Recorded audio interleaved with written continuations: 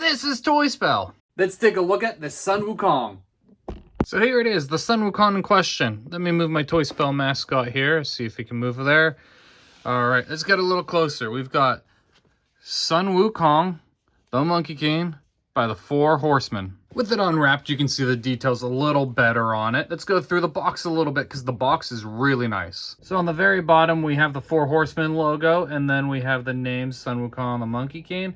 And then as we go up, we have a beautifully illustrated image of Wukong. This image is gold foil, so it shines really, really nicely in different lighting. Around the corner of the box, the Monkey King's tail continues the motif. And the bottom says Figura Obscura, which is the line he's from the Four Horsemen, which is kind of like the Mythic Legions, but this one's Figura Obscura. And then working our way up, we go Tiger, Demon, and then Monkey King with Four Horsemen above that. The Monkey King here is also gold foil in the eyes and the crown. Honestly, this Tiger Demon guy is really cool, and if they ever made a figure of him, I'd probably have to grab him as well. On the back, we have a short description of the Monkey King's story, and believe me, that's really short compared to how long the story actually is, followed by some legal things. This description is actually really accurate for how short it is. Go ahead and pause if you want to read this now. Also on the back here, we have some more demons. We've got this like goat demon, this wolf demon, this bird demon, and then this demon here. I'm not sure what that is. Maybe it's a lizard demon of some sort. Turning the box to the other side, we've got Pigsy and Sandy, two of Monkey's companions. And then at the very top, we have Figura Obscura again. The Pigsy and Sandy here are also outlined in gold foil, and these guys look really cool. I really hope Four Horsemen makes them into figures as well.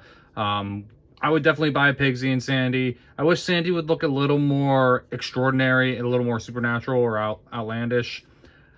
But even like this, I'd still get him. Pigsy, obviously a giant talking pig, so you can't beat that. And lastly, to open this box, you've got a magnet here and a magnet here, and then one in the very back. You pull that apart. You pull the box out, and you've got a backdrop for your action figure. And here's my little Toy Spell mascot in front of the backdrop, so you can see it in its glory. And here's the box of the Monkey King in front of his backdrop. Let's get closer looks. Again, the box says Sun Wukong, the Monkey King, in gold foil. And again, we have Pigsy, Sandy, and then it says Figura Obscura right there on the side of the box. The back of the box is a tad bit different with a gold foil dragon. This dragon is most likely the Dragon King that the Monkey King takes his staff from. Then this side of the box is different as well. As you can see on the top, it says Four Horsemen this time. Then we have Tain Sunzane or Tripitaka or Sunny the monk. And below the monk, we have the white dragon horse. So we have all four members of the Journey to the West that aren't Monkey King on this one package. And of course, we have the Monkey King himself. This window packaging is actually really nice and lets you see a number of Monkey King's accessories, which we'll open up and take a better look at. The top of the box has the Four Horsemen logo as a window that lets the light into the figure packaging. It's really nice, a really cool idea. Inside the package, we had another backdrop, instructions on how to put his phoenix feathers in, and a little warning about the joints and how you can work with them. And then we have the tray with the Monkey King and his accessories. And here he is, the Monkey King, out of packaging, looking absolutely glorious without moving him at all or putting any of his accessories on. Man, this figure looks super nice. Getting a closer look at everything, you can see the beautiful sculpt on him. You've got this fur sculpted incredibly well. You can't even see the seam between the faceplate and the head there. The armor is shiny and rough and textury. You've just got the hands, still has that fur texture to it. The soft goods look great. Just every piece of armor, this tassel here. You've got the silver armor underneath. The knee pads, I mean, even down to the monkey feet. You've got the wrist gauntlets. Just every piece of armor, every piece of clothing looks really, really well detailed, really well painted. And that doesn't even include all of the accessories he comes with. You've got his monkey tail, which has a peg here that plugs into his back, and it is a bendable wire. You can see the holes throughout that rubber that's typical for this kind of thing, where you can bend the wire and move it in any position. So he comes with two heads, this head here that has the crown on it, and then this head here, which has the phoenix feather crown on it, and then you have faceplates for each. On the head on him, you can see that he's using the faceplate that is just the calm face. He also has a screaming, angry face. While moving this face around, I thought it was kind of weird that there was a hole in his mouth that you can see through. But once I put it against one of the heads there, It really creates a good sense of depth. You don't see through it anymore. Now there's just like this black hole in there. It creates an awesome sense of depth in his mouth. But beside the calm and the screaming faceplates, you have a painted version of each. So painted calm faceplate. The paint key even goes over his fur a little bit. And then the painted screaming faceplate. And in the Chinese opera, they often have their faces painted. So this is typical for Sun Wukong in the Chinese opera. In addition to his 2 gripping hands already on him, you get 2 more gripping hands with the opposite articulation, so you can bend his hand in any direction you need when he's holding his staff. Then you get 2 grasping or relaxed hands, for a total of 3 pair of hands. You also get a pair of purple boots. These are called his cloud walking boots.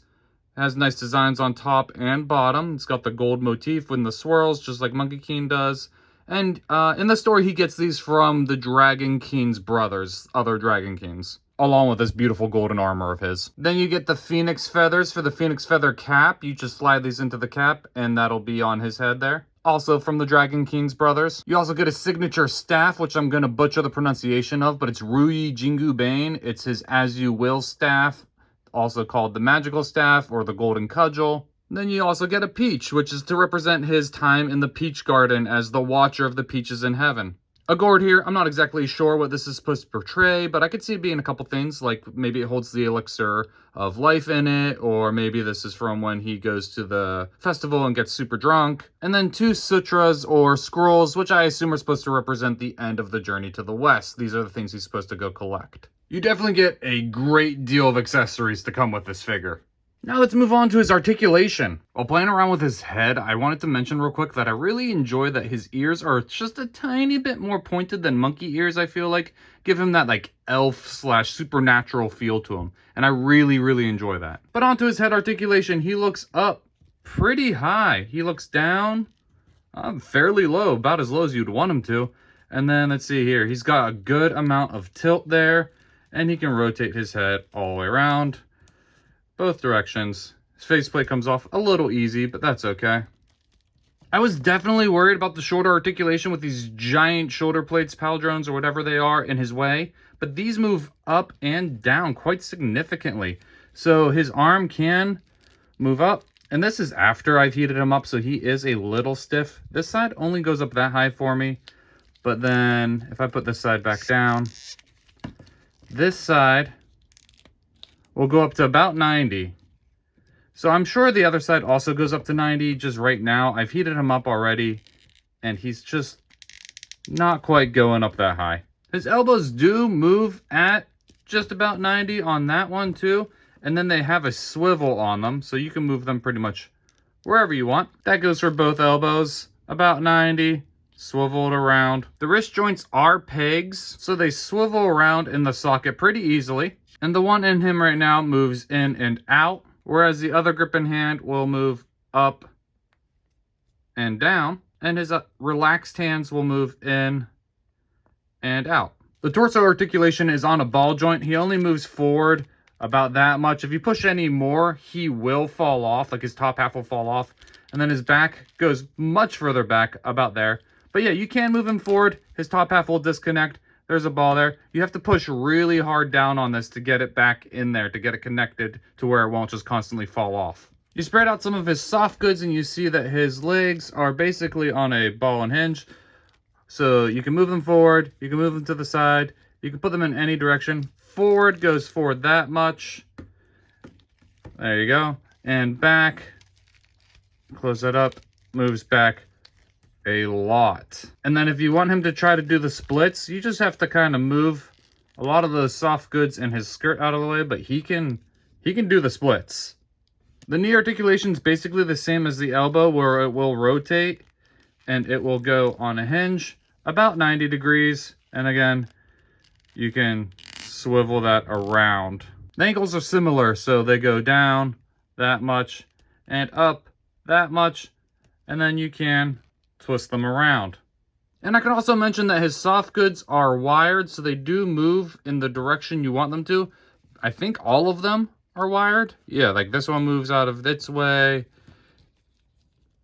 That even moves. You can twist that in any direction. Yeah, so all of his red soft goods are wired and you can move them around. I'd say the final point of articulation is his tail, so let's get the tail in there and bend it around. I honestly didn't heat it up at all. I just kind of pushed it in there and it fit in fine. I had no issues at all. And there he is with his tail. We can bend it upward. We can bend it to the other side.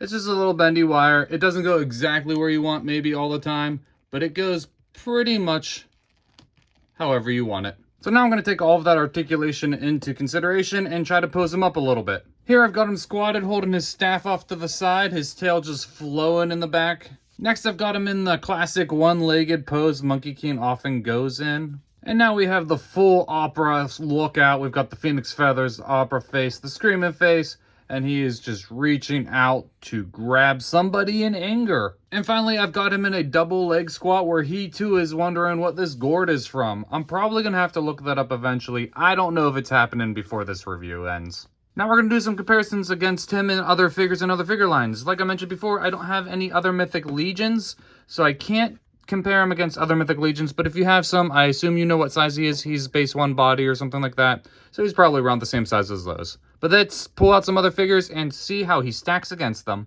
When it comes to DC McFarlane figures, is this perfection? Yes, I think this is perfection. I forgot to throw in Gorilla Grodd for the kicks and giggles, so there's Gorilla Grodd. Then we have NECA Shaman Predator, which is the last of my big scale figures. Then we have the 6-inch Jazzwares Fortnite line, which has been canceled, but there's the size comparison on that. 6-inch Psycho Ranger from the Lightning Collection. Then I guess I lied about my bigger scale figures because I still had a 7-inch Mattel Buzz Lightyear that I already did a head swap on. I mean, it was just really easy. So yeah, now I have Space Cadet Wukong of Star Command. Here's some Black Series with Sev, Obi-Wan, and Boba Fett. And then don't come at me, but this is the only Marvel Legends I have, so this is the comparison you get. Here they are holding hands. Alright, so what more do I have to say about this figure? How about the goods and the bads? The pros. So many accessories. Just so many. The sculpt on this is insane. You don't even have to get him in good lighting for him to look good. He just looks good. The texture on his shirt here, the chainmail or the armor there, just everything on him just looks so good. The fur texture on his face is the part that like gets me the most. Like this looks so good. And then I really like the pointed ears, the phoenix crown, just all of the sculpt on him looks amazing. It may be a weird pro, but the packaging on this figure is gorgeous. Like magnetic box, just slide it in there. It's all one box. The gold foil on it looks super nice. The illustrations on it, the backdrop, just the packaging is, it's premium. It really is. Another pro has to be that they thought out about how a lot of this could be restricted to the articulation. So they made these shoulder plates move. Like these things just move out of the way so easily. And this is a soft rubber, so that moves out of the way when you need to get them into poses. All of the soft goods are wired, so those move for you. Just the way they thought out the hindrance in a lot of this sculpt and a lot of this articulation. It's just really nice. The cons. Even with the shoulder plate moving out of the way, the arm is just really stiff, and then it, like, I can't get it up to 90. I've heated it up a couple times. Oh. And then I guess that's a con. Sometimes if you move his waist too much, it'll pop out of the ball joint here. You can get it back in pretty easily. You do have to push hard and hear that snap, and then it's back in. And you get good articulation out of it. But not when you put on the skirt. This part hinders the articulation quite a bit. Like I said before, it's easy to get this back on him, but it's unfortunate that if you pose it too much or if you move him too far forward, it pops that ball socket out.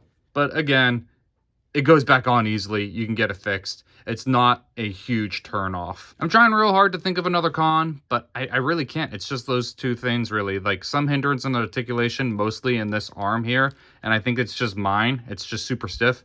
And then the fact that if you wiggle around that torso too much, he'll pop out. Everything else is super clean. The paint on him is clean. The sculpt is clean. The accessories work really well. I got these in no problem. These phoenix feathers here. Those went in no problem. I've switched hands a couple times. I haven't switched the feet because, to be honest, I think I'm always going to have these monkey feet on him because I just love the monkey feet. In fact, let's add that to the pros. Pro, monkey feet. Pro, monkey tail. Pro, monkey ears that are kind of supernatural.